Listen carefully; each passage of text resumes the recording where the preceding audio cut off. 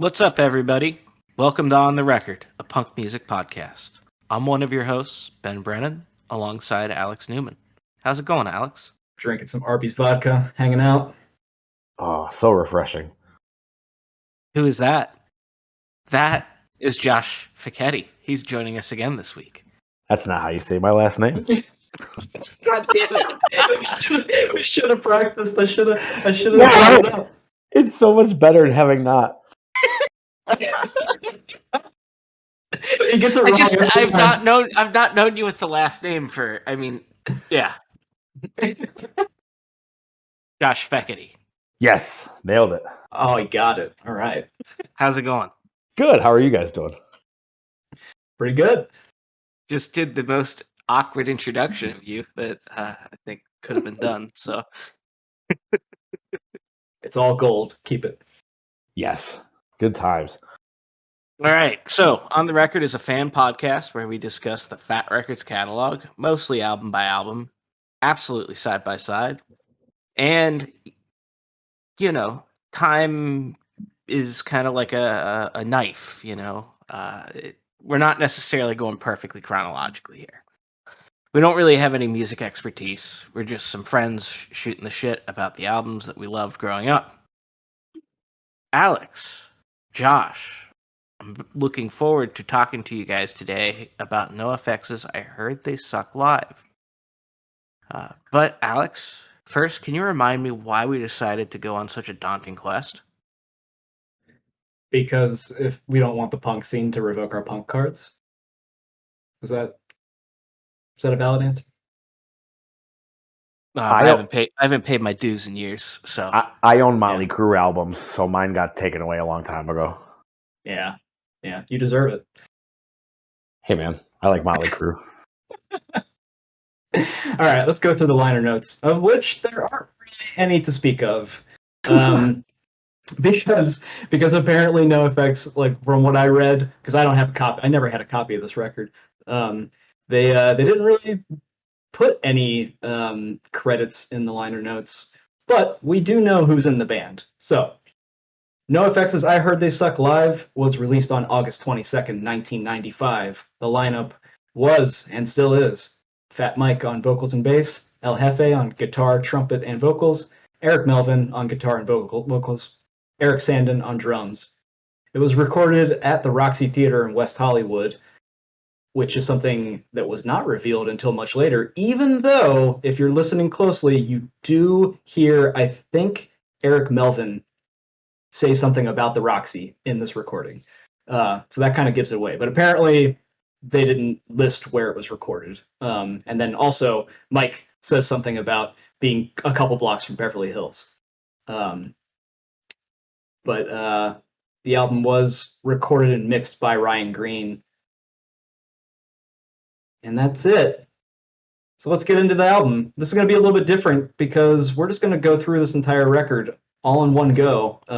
It being a live record, we're not going to focus too much on getting real deep into lyrics and all that. It's more of this is a looser episode. We're just going to have some fun and talk about this record. Because this record, I don't know about you guys, but after listening to it a bunch, like I wasn't all that familiar with this recording at all.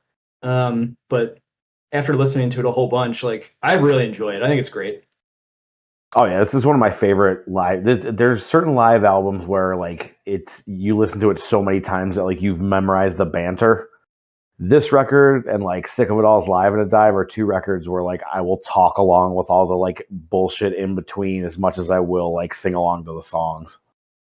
Yeah, there's some great bits in here. Just the little clips and snippets of banter is really fun. Just listening to Fat Mike complain is oddly like entertaining to me. Like when he gets upset about like people talking shit about his hair. He's like, you don't have to tell me how shitty it looks. I know all about it. He just sounds like fucking... He sounds then like he does now, which is really funny. Yeah.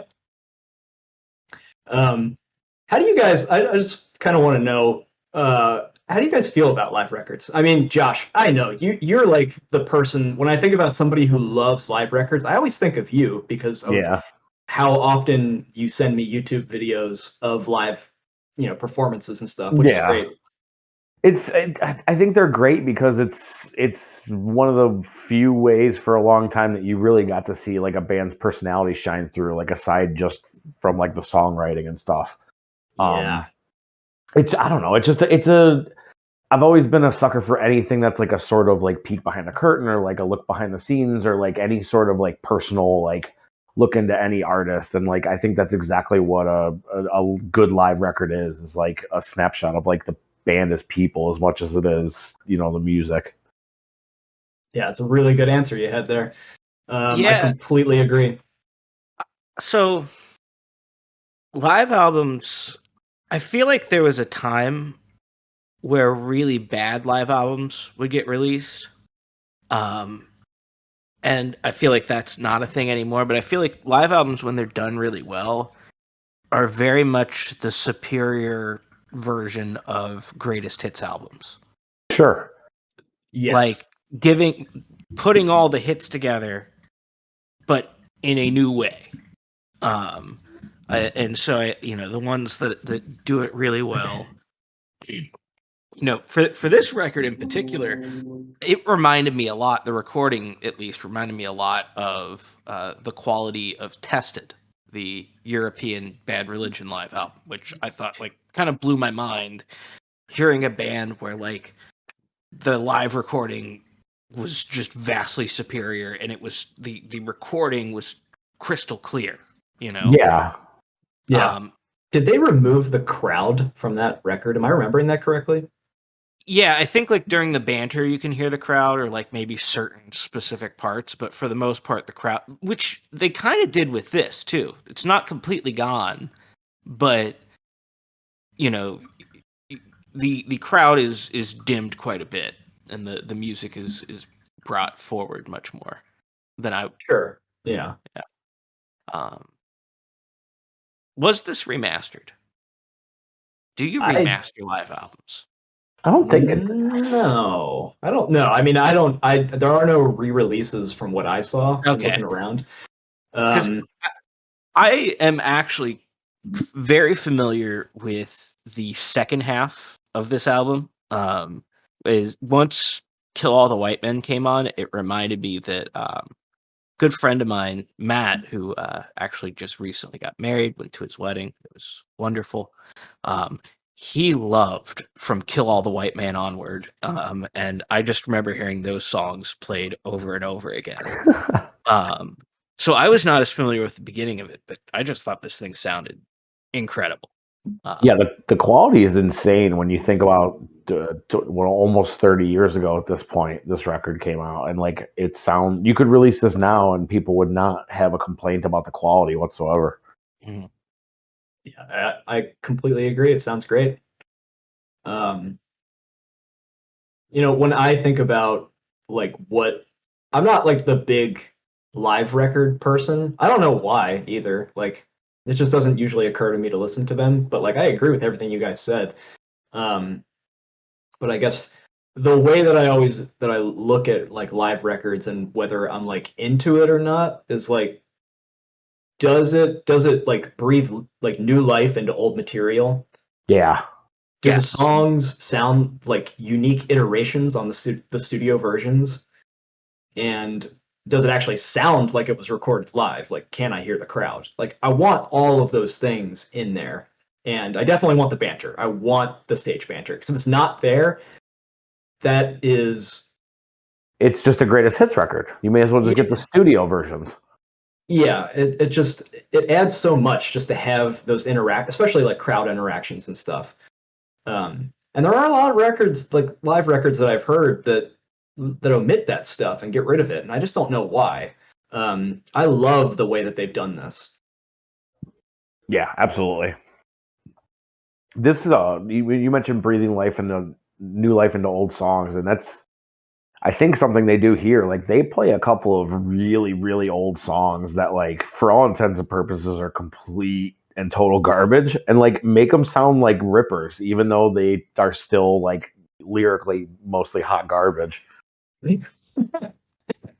Yeah, so speaking of that, like, where do you guys want to start on this? Because I completely agree. But I agree with you so much that I think it's most of this record is actually most of these songs are improved.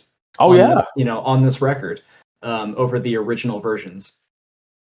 So I'll share my experience. So one of my first NoFX albums that I bought, like I had heard a bunch of songs by this point, mostly like all the like sub 60-second songs because I was on dial-up internet with Kazaa or whatever, trying to get whatever songs I could.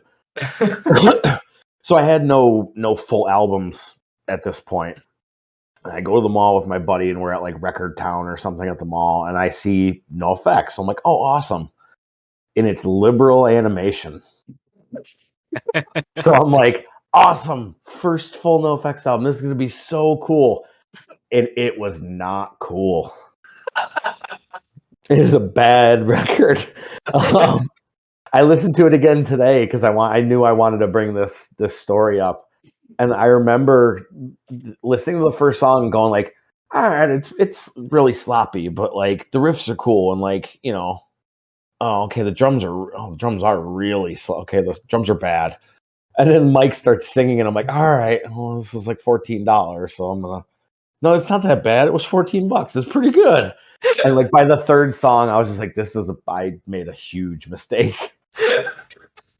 And they play, I think, Beer Bong, and they play something else off of that record. And like they're bad on the original record. Like they really sound like shit. I think those dudes are like 19 years old on that album or something like that.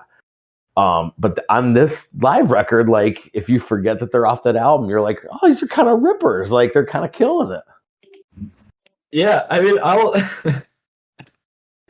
I definitely agree. They are way better here than because I went back and listened to a couple songs. I mean, I listened to the original versions of most of these songs, just for a comparison, just to make sure that I wasn't like crazy. Yeah. And they're way better here, as they should be, right? Like that even songs from like Ribbed are much better in my opinion. No, absolutely. Because like I'm not too hot on Ribbed. It's just not that great to me. No. It like that's a record that like I listened to it and I was like, all right, there's so much, you can see all like the potential there. Yeah, there's a good EP in there. Yeah, like there's so much potential there, and then they did White Trash, Two Heaves and a Bean, and it's like, oh, you realize that potential, like that, like talk about a record where like everything coalesced perfectly. Yeah.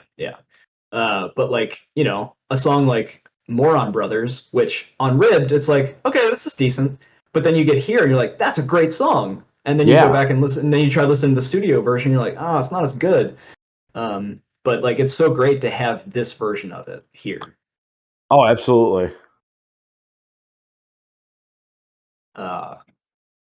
And okay, so something that I also really love about just like seeing a band live in general is when you hear them change the lyrics. And there's a whole lot of that here, and I love it. And for that reason, probably my favorite track on this thing is East Bay, which the actual version of it is LA from Ribbed, but he changed all the lyrics to be about Berkeley. And I just that was so funny, just like how he like took all the lyrics and just like twisted them around to make it fit Berkeley instead of Los Angeles. And it's just a fun song. And it sounds way better here than it did on Ribbed, that's for sure. Oh yeah, everything that would sound Ribbed that's on here sounds better. You have Linoleum too, where he does like the classic. It changes the Lane with a Grin singing gibberish to singing GBH. Yeah. And then there's the Line and Punk guy. They do this version or album. They do the Heavens to Megatroid. He's more punk than me, but like every version of that song has a different impression in it. That's awesome. And he like on Punk guy, he changes. He should have been on the cover of Punk and Disorderly to Maximum Rock and Roll. Yeah, that's right. I think even on the cassette of Punk and Drublick, it's like something different. I think it's like Yosemite Sam on the cassette. What? Yeah, like so you know how like they do that. He does that little impression at the end. The like Oh yeah. every Yeah. I get when they released it initially. Like I think the CD, the vinyl, and the cassette each have a different impression on them. That's awesome. I didn't know that. I could be at least two of them do. I know for sure. The fact that they even did two is great. I love that. Yeah, they went Apatow. They went to just let the tape run. They went full Apatow with it. It was 3 hours long. Leslie Bibb shows up. Judd's dumb wife is in it. But speaking of Punk Guy, do you this is like kind of an aside, but do you have a preference between Punk Guy and Happy Guy? Punk Guy. Punk Guy by a mile. I don't want to be anywhere near Happy Guy. You don't like that song? I don't know. I think I'm confused. I might be confusing Happy Guy with another song. I'll have to go back and listen to Happy Guy. But no, Punk Guy definitely. Happy Guy comes right after Punk Guy on Punk and Drublick. Okay. But I always really liked just like the song. Like the lyrics to Punk Guy are superior to Happy Guy, in my opinion. Because I love the lyrics of Punk Guy. They're so fun. There's something about Happy Guy. I just like I think I just like really dig. There's like a guitar solo in there that's really cool. Is Happy Guy about the guy that he's happy because he found religion? It's been a while since I read those lyrics. Or am I thinking of Jeff Wears Birkenstocks? I'm not sure. I just know he doesn't wear regular shoes. That's the only thing I remember from that song. Yeah. So what feels to you like sort of like the weirdest choice of song you decided they decided to play here? Because I mean I guess you could argue that like Beer Bong and Six Pack Girls, it's just like what? The amount of joke songs they chose to include is annoying to say the least. It's NOFX. What did you expect? Yeah, very true. First time we saw them, they had a very interesting set list method for picking their set list, which I believe was it the last song on every album? Yeah. Oh my god, that's brutal. Well, it's because it was a Warped Tour, which is even funnier in retrospect. Because they're just like fucking trolling everybody. It's like, oh, these people came to see you. It's like, well, fuck you. Here's every ridiculous ending joke song. Wow, that is a bold move. Yeah, it's really funny, and I respect it. God damn it. You have to. You can't not. 16-year-old me was bummed, but I'm sure. Adult me very much respects it. It's a good memory. Hey, you never forgot about it. That's for sure. And you probably saw them after that in a better setting too. Actually, no. Really? I've never seen them after that. That's the only time you saw them? It just never, I kind of even better. By the time I would have had opportunities to see them, I just didn't really care about NOFX that much. That makes sense. So it just never happened. Right. Alex, did you see them in Cleveland with me when they first started playing The Decline live? Am I remembering that right? Yes, you are correct. That was such a good show. That's the first time I saw NOFX in a club. And god damn it, were they good. I mean, both times I've only seen them 2 other times. And I've only seen 2 club shows, but both times they fucking killed it. They are goddamn pros. Yeah. Like they put like a lot of bands to shame in terms of their live performance. And like they don't look like they're trying. Like it's just they've been doing it so long, and they just know the rhythm. They know each other so well, and like they know the song so well and shit, that it just is like reflexive at this point. Yeah. In like a good way, like not Oh yeah, they're definitely they're not a band that's gonna go up there and just like whatever. Right, yeah. Like good, bad, or ugly, you're going to walk away with a story at the very worst. Yeah. Like they played the closing track off of every album.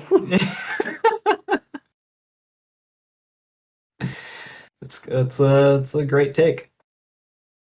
You know, in looking at all of looking at the set list and then going back and listening to the original versions of a lot of these songs, which is something that, for the most part I'd never done, just because I've never been like, for as many NoFX records as I own, which is like 5 or 6 of them, as, like, not the early stuff, like pretty much from Punk and Drublic on was where I was like, really into NoFX. But even then, never like super, super heavily into them.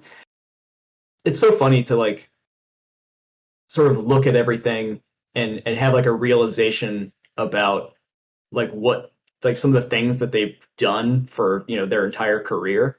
And like the level of wordplay, I've never really taken like specific notice of like how much Fat Mike loves wordplay, which should be very obvious because of all of these records have like, like most of them have like wordplay even in the title. Punk and Drublic, Heavy Petting Zoo, Pump Up the Volume, like those. And then like if you just look at like even the old records going back to the beginning, they were doing it even back then, and he just like never stopped doing it. And I gotta say, as a person who loves that kind of stuff, I think it's great. Yeah, he's like a punk with like the heart of a comedy writer, kind of, in a weird way. And it's good that he used the Pump Up the Volume thing, because had he waited like a decade, Alkaline Trio would have inevitably stole it for one of their shitty records.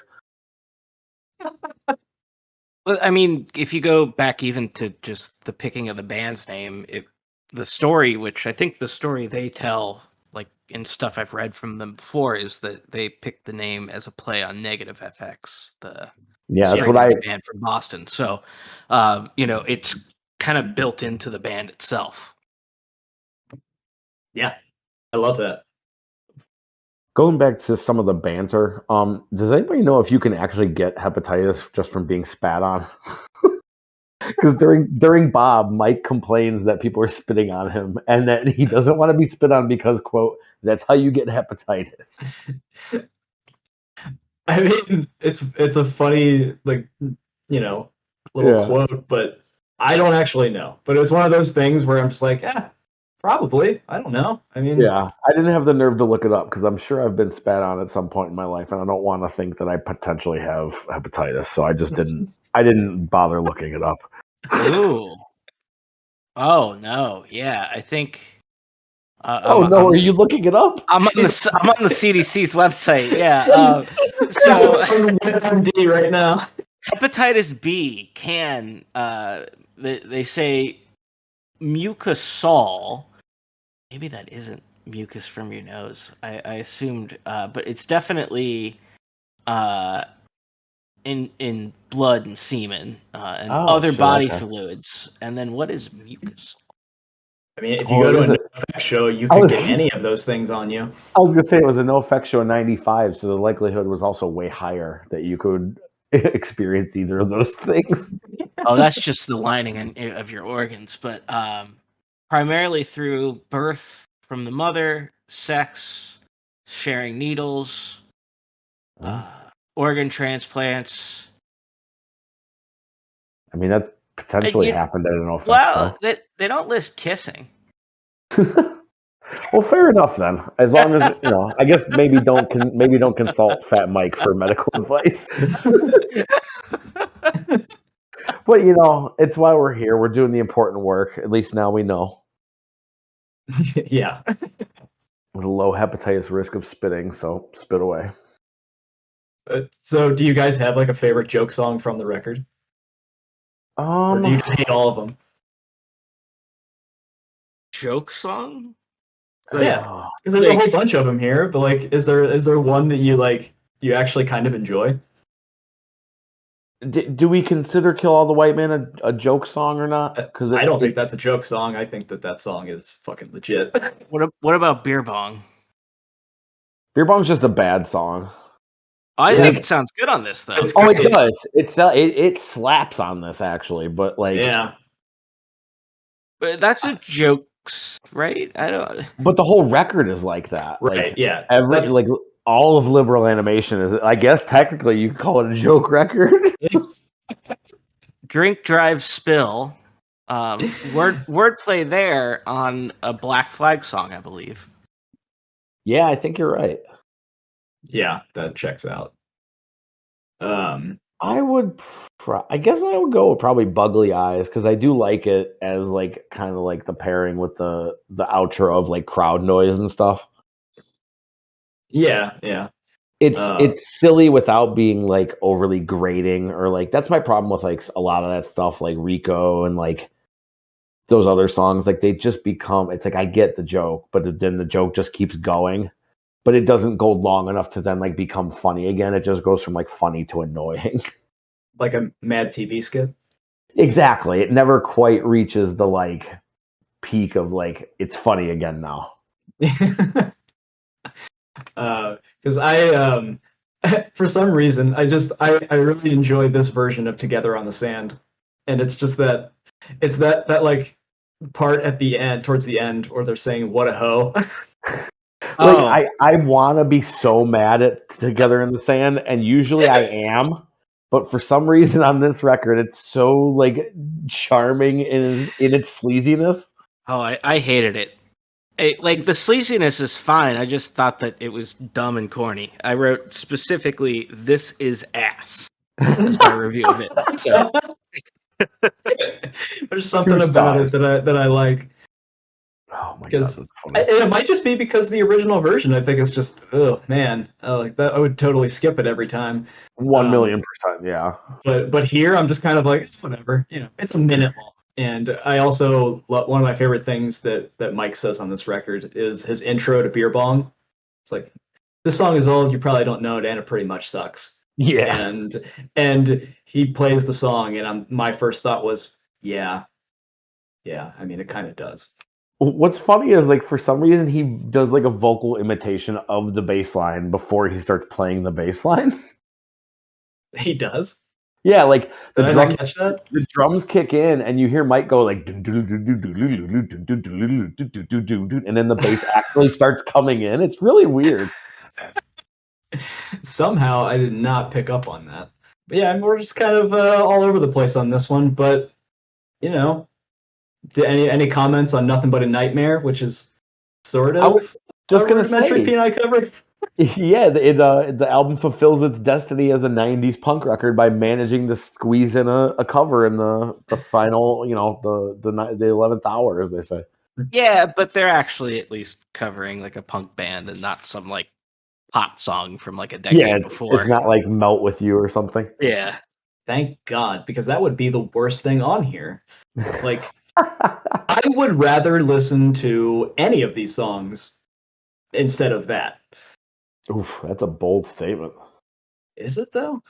I just like I'm just gonna go straight to the end here. Like overall, I think this is like just like a really great live record, and even though there's songs that I don't like, I think they need to be there.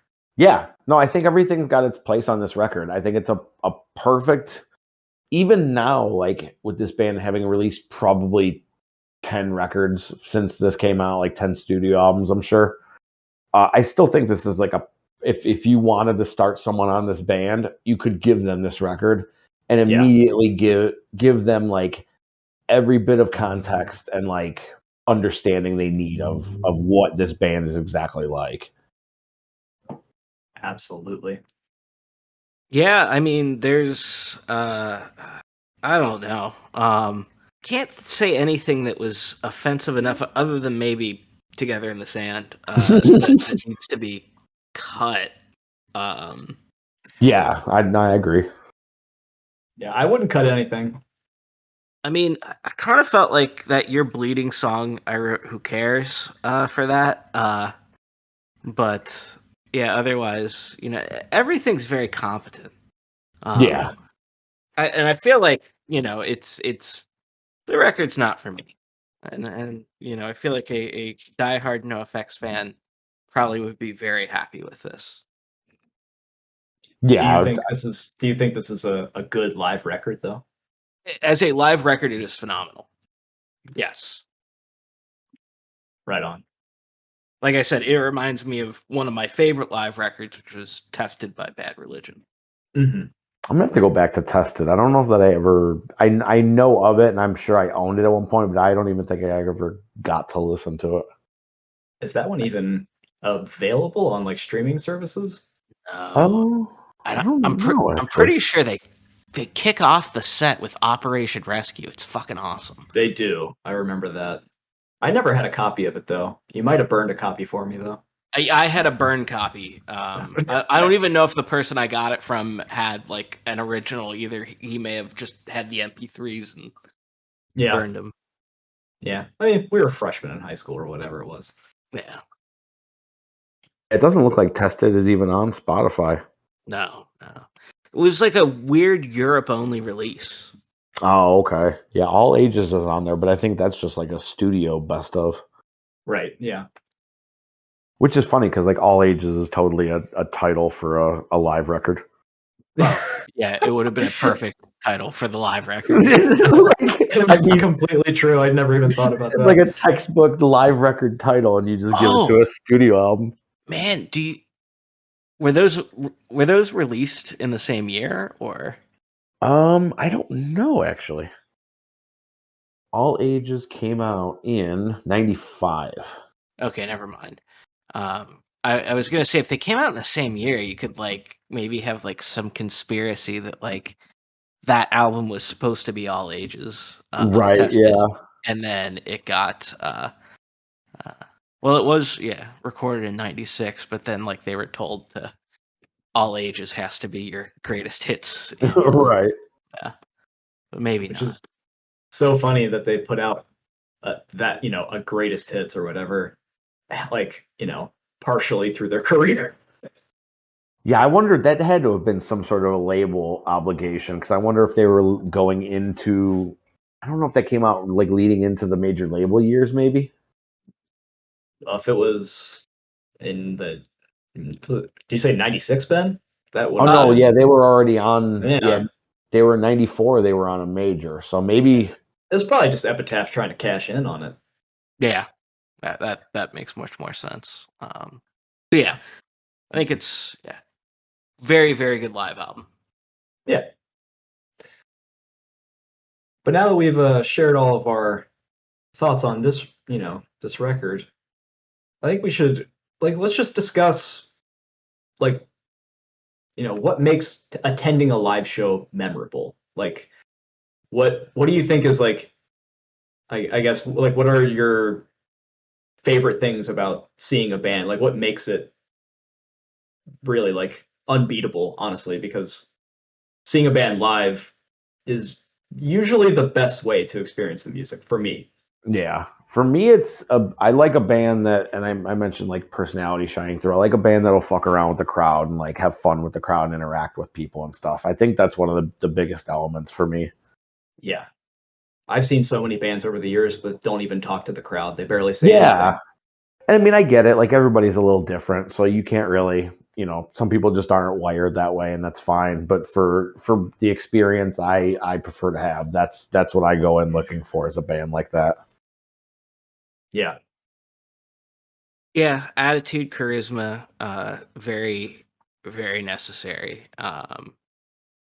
Well, what's better for you? Seeing a band like Bad Religion that has like a ridiculous catalog of music of songs to pick from, or seeing a younger band where you're kind of you can kind of guess what the set list is going to be. Like you're going to be able to see all the songs that you came to see.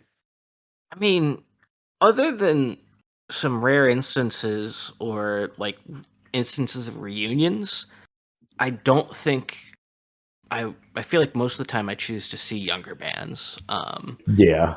And also when bands have very large catalogs, it becomes much more likely that they've put out songs that maybe you don't like very much. And so having a big catalog isn't necessarily good. I do think that older bands who don't have big catalogs tend to be really, really good to see live because you don't got to worry about them playing garbage. Right. Yeah. Yeah. You know genuinely what you're going to get. Well, what about you, Alex? How do you feel about that? I think I agree with you guys that like I do prefer to see those like younger bands, but that's also just because, and we can also talk about this, but like I really don't like large venues that much. I really prefer much smaller venues. I kind of hate really big ones. And to the point where I'll, if I don't absolutely need to see the band, like I'll just skip it because if they're playing in like a huge venue, like I just don't, I just don't think a lot of punk bands, especially if it's a punk band, like if it's a different type of music entirely, then maybe a larger venue is fine. But if I'm gonna go see NoFX, I don't really want to see them in like some huge venue. I don't want to see them play like a stadium or some shit because it's just not what I'm there for. I'm there for to be close to the band and Sure. to see them, you know, interact with the crowd. And you can't really do that in those larger venues where they got those huge barricades up. And the barricades are important. We just had that whole disaster down in Houston where people got trampled because there weren't any barricades. Well, I don't know. As many people have pointed out, very music scenes with very violent dancing as part of the show are usually pretty good at stopping everything once somebody's actually hurt. Yeah. So this was, I think, very much a beyond all of that. It was a band or musician choosing to keep playing and keep making things worse. That is true. Yeah. I'm just basically saying that I don't have a thing against barricades. They have a purpose. But I just don't. I do. I don't particularly like seeing really anything with barricades. I can stand it for things that aren't like punk and hardcore music, but like particularly when it comes to just punk music in general, I think barricades really bring down the mood. They do. Yeah. I agree. It's all about the context too. Like you guys said, for the band, it varies. Like the barricade thing, like you said, I get it in the context where it's necessary. But if it's a band where I don't need a venue like that in that sort of a situation, I would definitely prefer to see them in a smaller spot. Yeah. How do you feel about basement shows? Is that like It's been a good while since I've had the pleasure of being at one, but I mean, I spent so many years going to them, as I'm sure you guys did too. I know Cincinnati had a pretty solid scene of local shows and house shows and stuff like that.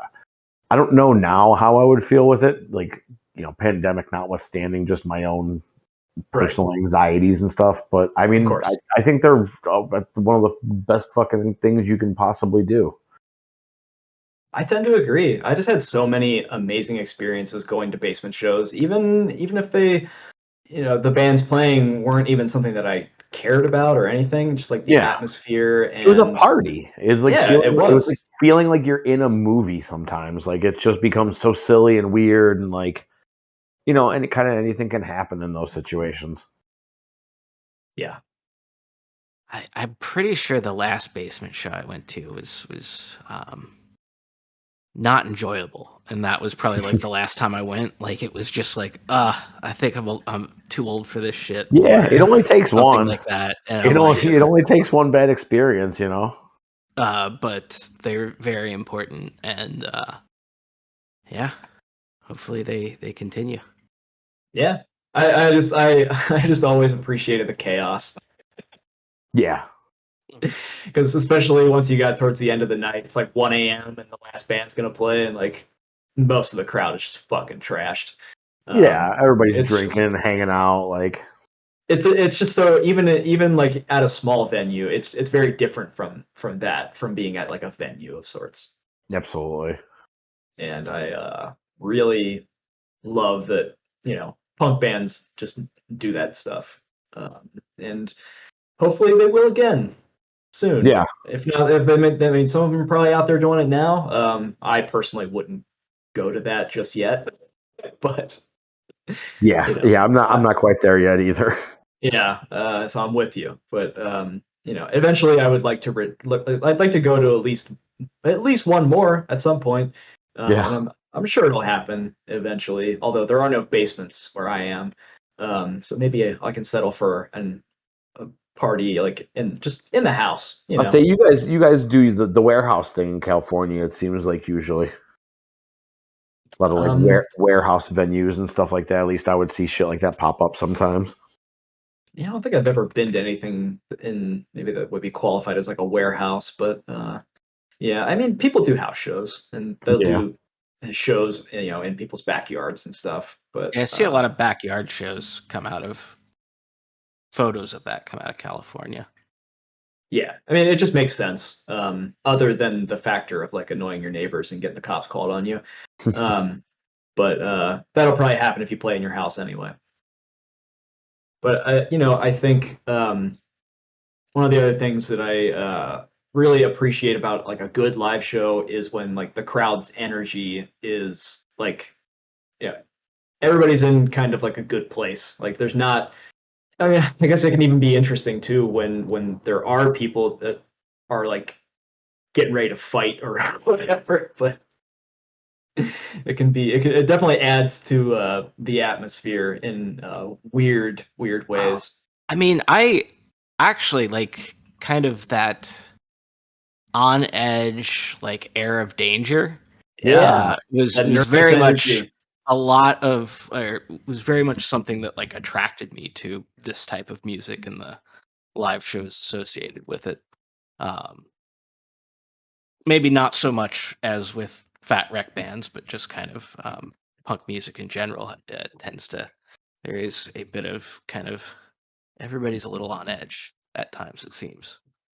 Yeah, the tension adds a lot to the atmosphere and to the energy of things, I think. How do you guys feel about crowd surfing? No thanks. Um, Keep them away from. I'm not gonna steal their shoes, but just keep them away from me. Like I don't want to get kicked in the fucking head. Yeah. Stage dives, cool. Yeah. but get down quickly. Don't stay up. Do your thing. Do your thing. Make your mark and get back on 2 feet like the rest of us. Yeah. Have you guys ever had somebody do a stage dive onto your head? Oh my god. 100%. I broke my glasses. It was a whole. Yeah. 200-pound man. Everybody around me, at least 200-pound man. Everybody around me got out of the way, and I just wasn't paying as much attention, and he just lands right on top of me. And fuck. I was a little out of it, but Yeah. I'm still here, aren't I? That's true. You just got probably an you undiagnosed survived. concussion. Oh, I got plenty of those. I get those like in the kitchen, like standing up while the cabinet is still open. Oh, shit. That's a classic. That's a classic right there. It's lethal, man. Oh god, it almost feels like there's a dent in your head. It's terrible. Jesus Christ! Like, we're gonna have to get you a life alert before you're even 50. Just get Ben a helmet. Yeah, so I have had people stage dive in my head. I've probably landed on other people's heads too because I was very clumsy and not good at picking my spot. I mean, have you guys have like actually done crowd surfing though, right? Like you've done it. Unintentionally. I have not Unintentionally. I'm good. I've done a stage dive, but I've not. I'm good. Oh, wow. I don't want to throw anybody's back out. Oh no, actually, I think I did it once for Strike Anywhere. It was at like Strike Anywhere AFI show, and there was a barricade, and somebody just kind of like picked me up, and I was like, because I particularly at that time I was probably less than 150 pounds, possibly smaller, so I was a very easy person to pick up. So that was a great tour, but again, not something I ever intentionally want to do, but sometimes if in the process of stage diving you just can't get down because people are packed in too tight, and so really in that instance you shouldn't have been stage diving in the first place, probably. Yeah, I think both times that I remember, I mean, I probably did it more than just 2 times, but both the times that I remember doing it, I don't think either one of them was totally voluntary. Yeah. People, yeah, if you're small, people want to pick you up. It's Yeah, so weird. it's weird, but It's a strange compulsion to just be a person and see a smaller person and go, I'm gonna pick them up, throw them. Yeah, I feel like being a smaller dude, you lose some sense of bodily autonomy just from like all larger guys just feeling like it was okay to like grab you and do whatever. Every dude that had a My Buddy and Me growing up. Yeah. You're my friend. it's funny though, because like it's funny that you said, Ben, you remember crowd surfing at an AFI show, because that's one of the places that I was, crowd surfing, and I had no intention of doing so. Did you get your wallet? Did your wallet get stolen during that? No, that never Okay. happened to me. Oh. But like, it definitely happens to people. I've seen it. I've seen people do it. I've seen people's fake legs pop off. Excuse me? Please tell the story. You saw No, someone. I've seen someone like their prosthetic leg get pulled off, like crowd surfing. What the fuck? I think I assume it was probably not intentional, because I can't imagine anyone knew this person had a fake leg and then it was summarily given back to them. But Of course. It's like to be seen. Wow. All right, that's a new one. Never saw that, but I saw lots of assholes doing stage dives and crowd surfing when it was just not the right time to be doing it. Like in between songs. Yeah, I've seen that. And then the crowd surfing thing is like, I've seen people try to crowd surf at shows where it is definitely not sold out. It is definitely not packed enough for you to actually fucking crowd surf. And who wants to crowd surf 10 feet? Like, fuck off with that shit. Like, if you're gonna crowd surf, you better be at a fucking festival or in a sold out venue with like a solid mass of people where even like it needs to be shoulder to shoulder, like right, because then people don't have an option as to whether they're going to keep you in the air or not. Exactly. At that point, they have to put their hands up out of self-preservation. Right, and that's why crowd surfing at that AFI show was fantastic, because it was completely sold out. People were just like totally packed together down in like the central pit area. And this was one of those situations where this guy just like looks at me and he's like, "You're gonna crowd surf," and I was like, "What?" And he just like grabs me and throws me up. Good Lord!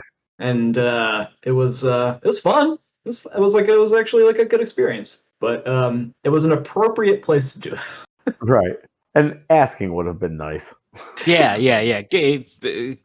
Please get people's consent before picking them up. Little consent goes a long way in that situation. Totally. Like, I never understood why any woman would ever want to crowd surf. You just get your shit like manhandled. Yeah, no thanks. Yeah. Any more thoughts on what makes a good live experience? Yes, I got an axe to grind. All right. So fucking shows. Bands should never play longer than 40 minutes, and that's only for the best of bands. Most bands should not play more than 20 minutes. I don't like most bands are not good enough to exceed 20 minutes of playing live. Just get too bored otherwise. Furthermore, I cannot fucking stand when shows don't start on time. And well, you should have gotten into a different genre of music, my friend. And well, this is why I don't go to shows anymore. And somebody should have gotten into metal. When it takes forever to set up and take down and set up the instruments and stuff, just share gear. Figure out a way to share gear. Backline that shit, man. Backlines. Everybody, just backline. I think a lot of venues do have that whole like thing where it's just all the gear's up on stage, pretty much in position, and you just gotta It's definitely become more prevalent in the last few years, but man, I could have used that in like the early 2000s. That would have been really great. Yeah. And like every show I went to. That was before smartphones too. So like, unless if you were lucky enough to like have gone to a show with friends, it's not too bad. Yeah. And then otherwise, unless you're like a social butterfly, you're just Yeah, you're fucking screwed. staring at the ground. Yeah. Cleveland would get bad to where like I would drive to a show in Pittsburgh on like a Sunday and I'd get home back to Cleveland, like 2.5 hour drive, and I'd still get home earlier than if the show was in Cleveland 20 minutes from my house. Jesus. I went to on a Sunday I went to go see None More Black. It was a 6 o'clock show. I was home by like 11:30. Maybe midnight. And like had I gone to that show anywhere in Cleveland, I would have gotten home at 1 o'clock in the morning. It also had a lot to do with the venue. Yeah, absolutely. Bookers are a big part of it too. Like all those Pittsburgh shows I went to were run by guys who ran a really tight ship and were like super considerate of the fact that like a lot of times this was like shows where kids were driving from out of state and things like that, which is always a nice thing to see. Yeah. Yeah, as much as I loved like Bernie's Distillery in Columbus, that place was like a really simultaneously terrible and great place to see a band. They were like some of the biggest offenders for having the bands play as late as fucking possible. Like I will never forget the time drove to Columbus to see the Lawrence Arms, and they did not finish playing until 1:30, 2 o'clock, something like that. And then we had to drive like another hour and 40 minutes back home. It's like, fuck this. But it was fun, but that part was not fun. Yeah, that sounds miserable. I don't know if I agree with you, Ben, on some level. I do agree the band should not exceed a certain amount of time that they're playing. I don't know about 20 minutes. I think maybe you could probably do a half hour and I'd be good. Which isn't that big of a difference. It's like a difference of a few songs. But yeah, I tend to agree. If you're not the headliner, you should not be playing for If you're not headlining for certain. Yeah. Like post like a 50 minute sets and above should be reserved for like Iron Maiden and shit like that. Like if you're gonna be playing at a giant stadium, like then play for 90 minutes because otherwise like it's a waste of everybody's time if you don't, kind of.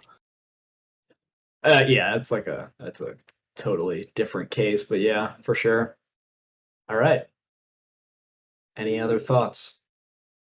No, that's it for me on this one. I mean, it's a great record. It was a staple for me growing up, and it's still a record I'm gonna bust out, a few times a year when I get the itch for it. Yeah, I'll probably come back to it at least some of the individual tracks, like Moron Brothers and East Bay. Those are great. Yeah. It's a good driving record. It's like 35 or 40 minutes. Like it's a quick listen. Like it's funny. It's catchy. Got everything you need. Yeah, it's a good time. You guys ready to play some games? Ooh, games? Oh, I'm ready. Love games. Let's get into this. All right. So, first game we're going to be playing on the show today is Fat Wreck action figures. So I fairly recently, and this is going to seem very dated to you listening in the future. I'm talking to people in the future right now. Fairly recently for me, though, I came across an article from Brooklyn Vegan talking about how there is now an action figure. Looks like it might even bend. Of the demon from Napalm Death's album Scum. So we decided that we would try to figure out what would make some really good action figures from the Fat Wreck records that we've looked at so far. I love this idea. This is a really good one. I was very excited when you guys told me somebody came up with this. And write in your own, because I don't. We're not going to reveal all of the possible ones that we came up with, but there are certainly more than the ones that we are going to talk about. So I'll go first. This is also a way to tie in a record that we skipped over because it's going to appear in the compilation 45 or 46 songs that weren't good enough to go on our other records by NoFX. But just before I heard They Suck Live, they put out an EP called HoFX, which features a picture of the band with Don Ho in Hawaii. And so I was thinking that it would be a pretty nice, action figure set to have kind of like, maybe that looks like Don Ho's in a chair. So like, a Don Ho action figure with a chair and then the members of NoFX surrounding him. That's pretty great. Like a nice box set. Yeah. It is like maybe the most specific action figure you could ever. Well, it's right up Reaction's alley. I think that's the company that makes that Napalm Death figure. Like, they're all about weird niche stuff. Like, so we could totally pitch this to them. I think we should. We're manifesting. Yeah, please. It's going straight on my vision board. HoFX action figure. Man, I want it. I want it real bad. Alex, what do you got? Oh, I mean, I'm kind of cheating here because it actually does exist. We haven't talked about the record. It's the next episode, but it is the last episode of season 1 for us. But Lagwagon's Hoss. It has Hoss from the TV show Bonanza, and it is that is a actual action figure that you can look up pictures of. I think it has cloth clothing and everything. Oh yeah, it's super old school. It's from like the 60s. But like that was the first thing I thought of. Was like, oh, I bet you anything that there was a Bonanza action figure set, and there were. That's such a good pull. Yeah. What about you, Josh? So I'm going to be introducing the 1/6 scale Chris Hanna action figure. Comes with a baseball cap and all the cleaning accessories from the cover of How to Clean Everything. So he's got a vacuum and a broom, some wax and some pine clean and some dust off. And he's got to have a denim vest cut off. Yeah. Also, there's a set of accessories. There's a denim vest. It's got a guitar and then a Noam Chomsky book that's like 600 pages. And it's an actual real book. It's not for the figure. They just give it to you with the toy. So it's like a 50-pound book. It's very heavy. Yes. Sign me up for that too. All right, so Alex, you said you have another game for us. Oh, I've got a game. So, in listening to this record, and particularly looking at their unexpected and like off the cuff sort of cover of Nothing But a Nightmare, it just got me thinking. It is fun when you go to see a band and they play a cover that you just don't expect. Just like maybe they've never recorded it, or maybe they have and it was just so obscure that you just didn't know. Which does happen to at least one of these songs is that I just wasn't aware that they ever did.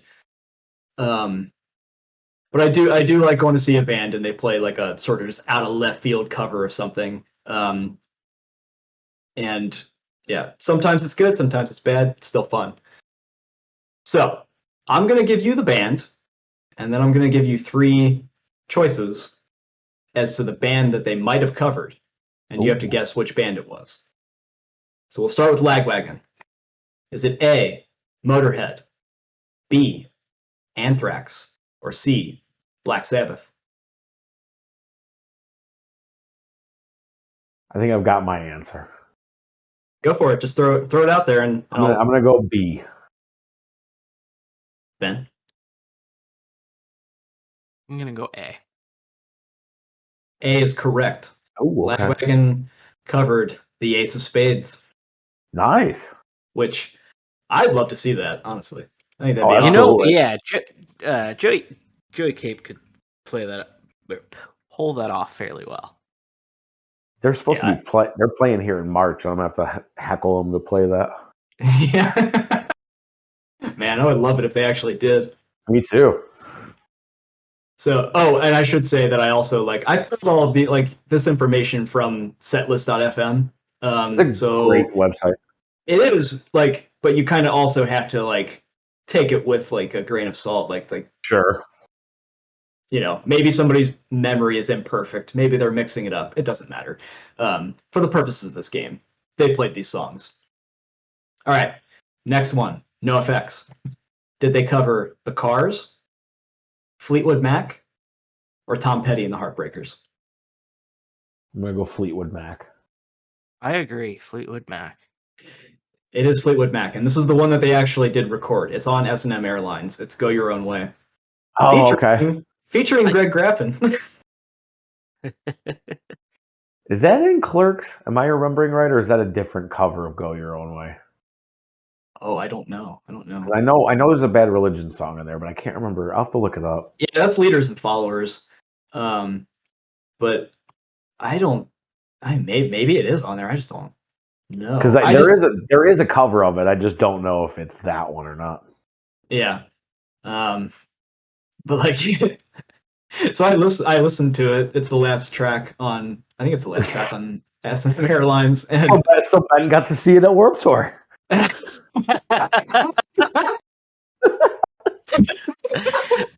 Probably did. Maybe you did. And I was just I was at first I was like, wait a second, is that Greg Graffin? And I was kind of like, this is amazing. And then Mike started singing, and I was like, this is terrible. But it's interesting. It's an interesting cover. All right, next up is Propagandy. Did they cover A, Cro-Mags, B, Judas Priest, or C, Minor Threat?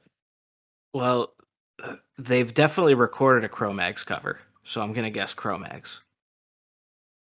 That was my inclination, too. I'm going to go Cro-Mags as well. Yeah, I had a feeling that they probably had done that, so it is Cro-Mags. It's Hard Times. Yeah, my introduction to Cro-Mags was Propagandy covering Hard Times. So really? Oh, no kidding. Yeah, I was like, this song is cool. I just found it. I found it downloaded it from. I don't think it was their website. It could have just been whatever type of thing. I did a quick perusing of their records, and I just didn't see it, so I wasn't sure. But I didn't know that they had covered it. All right, next up is Strung Out. Did they cover Bryan Adams, Rush, or Blue Oyster Cult? Oh my God. I'm gonna go Blue Oyster Cult. That feels on brand for those dudes. What year was it? I don't know. Oh, then I'll say Rush. It was Bryan Adams, summer of '69. Going full MXPX with it.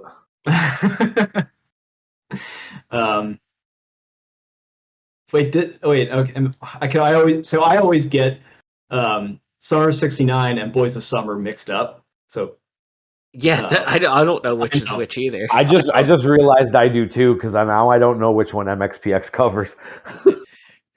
Probably both. You're probably right. I can almost guarantee they did both. But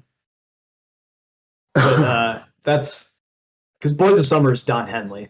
Yeah. Oh no, that's how I remember, because the Ataris covers that one. That's correct. Yes. Way too late. Years late. Didn't they make a music video for it too? They did. It was super dramatic. I remember that. There was a car with a black flag sticker on it. And I'm sure Henry Rollins threw up in his mouth.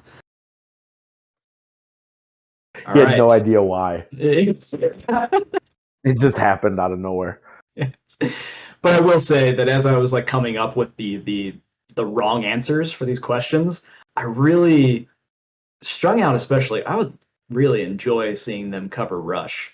Yeah, when you said Blue Oyster Cult, I was kind of hoping it was real, because it does seem because they do have an affinity for that like 70s and 80s metal, and that would be a super interesting band to hear them take on.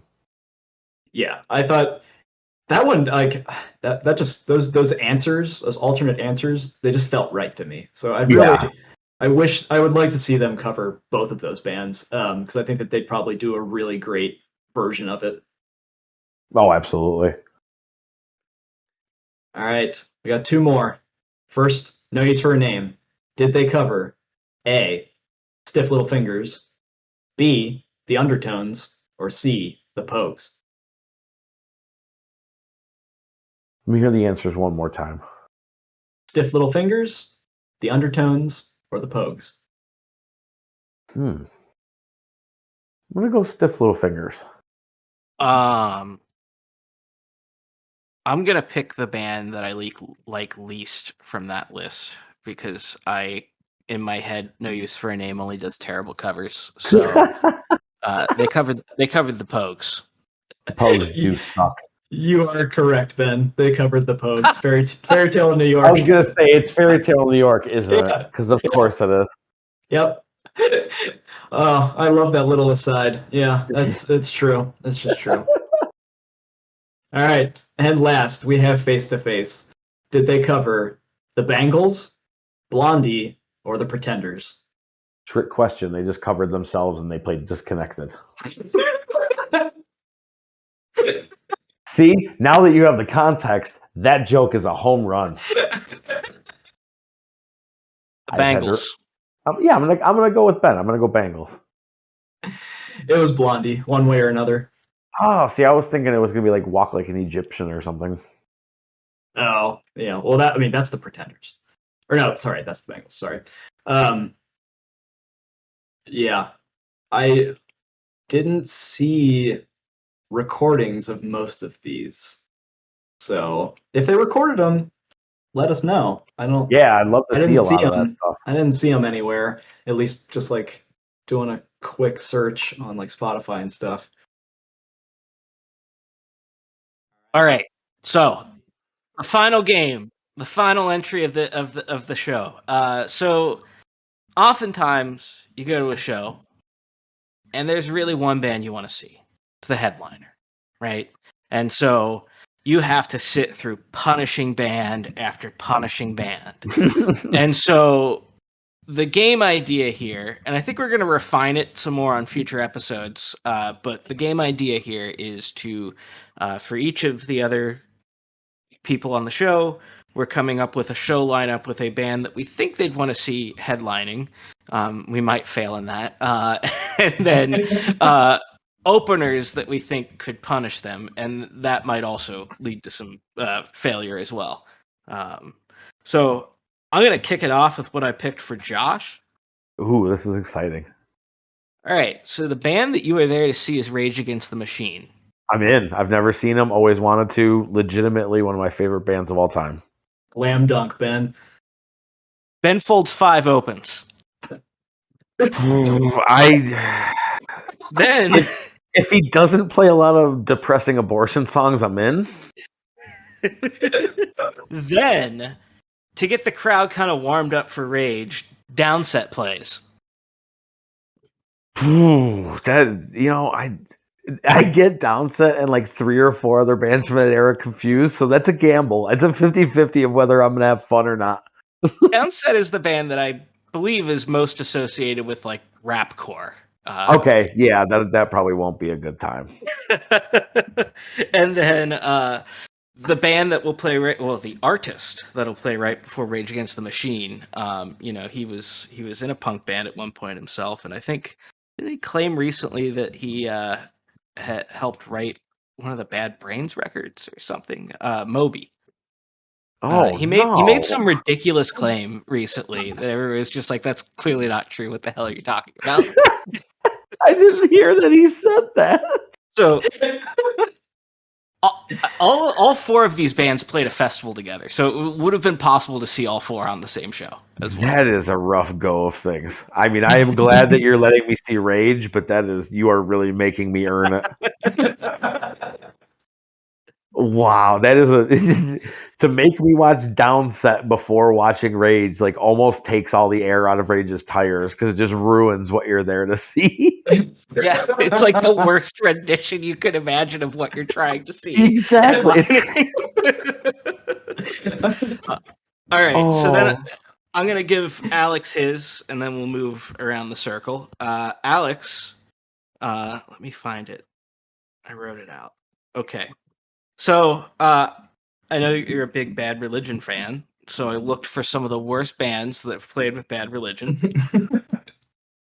Opening things up, Korn. Wait, what? No way. There was They probably played they K-Rock show or something, probably. yeah, it was like a festival or something. Yeah. K-Rock Oh, Weenie yeah. Then Darius himself comes out, and you get to see Hootie and the Blowfish. Nice. He's gonna hold your hand. Oh no! And just to get you a little bit more ready, G-Love and the Special Sauce. Oh man, I mean, I don't really. That one is nowhere near as bad as the other ones, but yeah, no. God damn! Holy shit! G-Love and that is to throw the Jenny Jones show house band into the mix. The Jimmy Jones house band. I think they were for like a week of shows one time. How does somebody even remember that? Dude, I don't have a lot of valid memories of anything. That's the only kind of things I do remember. Oh, that's so funny. Who's Jenny Jones? It was like a afternoon talk show, Yeah. type thing. Yeah. I thought that was the chick from Rilo Kiley. What's her name? It's Jay Lewis. There we go. Okay. Yeah. Yeah. All right, Josh. All right. I'm gonna go. So Ben, you're gonna see Burn. I know Okay. you enjoy the I would band love Burn. that. Yeah. So first opening act is young band. They've only been around a couple years, but you're gonna get to take a trip to the South Town and watch POD. Okay. Follow it up is some metalcore upstarts. Some guys are gonna become pretty big stars someday. You're gonna see Papa Roach. Oh, jeez. Okay. These are early days of POD so and it's Papa gonna Roach, be too. it's gonna be really really rough. Yeah. now direct support. I hope you like funk metal because here comes Infectious Grooves. I don't think I've heard Infectious. I've heard of Infectious Grooves. So but I don't. it's a side. If I remember right, it started as a side band to Suicidal Tendencies. Okay. All And right. It's like full on like early Red Hot Chili Peppers slap bass, like with Robert Trujillo walking like a crab. It's real rough. No, I think with the right mind altering substances, I might be able to make my way through it. That's a tall order for any substance.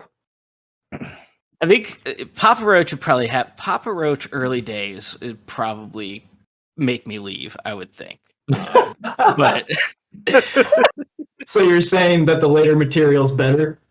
No, I'm just imagine them if they Ben's, could not Ben's play more their of a getting away with murder fan. He's not a I don't like he doesn't really like the Blood Brothers stuff. He's more of a blonde, he likes the blonde haired aviator era of Papa Roach. Fuck. So Alex, I know one of your favorite bands of all time is Lagwagon. So luckily you get to see Lagwagon. They're gonna play your dream set list. But your first opening band, little group from California named Guttermouth. Oh, fuck. One of the worst '90s punk bands I could think of. Oh. Yeah, I'm not. I don't hate Guttermouth, but I don't love it. I can't imagine that you want to sit through them though. No, maybe not. No, probably not. Luckily, that'll warm you up though, because grab your horns and your pork pie, because the Voodoo Glow Skulls are on next. I fucking knew it, man. You knew I was going to bring up ska, or you knew I was going to bring up Voodoo Glow Skulls? No, I knew you were gonna go for ska. I thought you were gonna go all ska, to be honest. I did think about it. I thought about just finding the most obnoxious ska bands I could think of and adding them to the list. But Jesus. the next one's not quite a ska band, not quite a punk band. They're just sublime. Well, I don't think I'd hate that. I think Sublime's fine. What about Sublime with Rome? You? Yeah, can we retroactively add Rome to Sublime in '95? God damn it! You just made it way worse. Oh, is it possible? God. If that was time travel was possible, that'd be my one wish.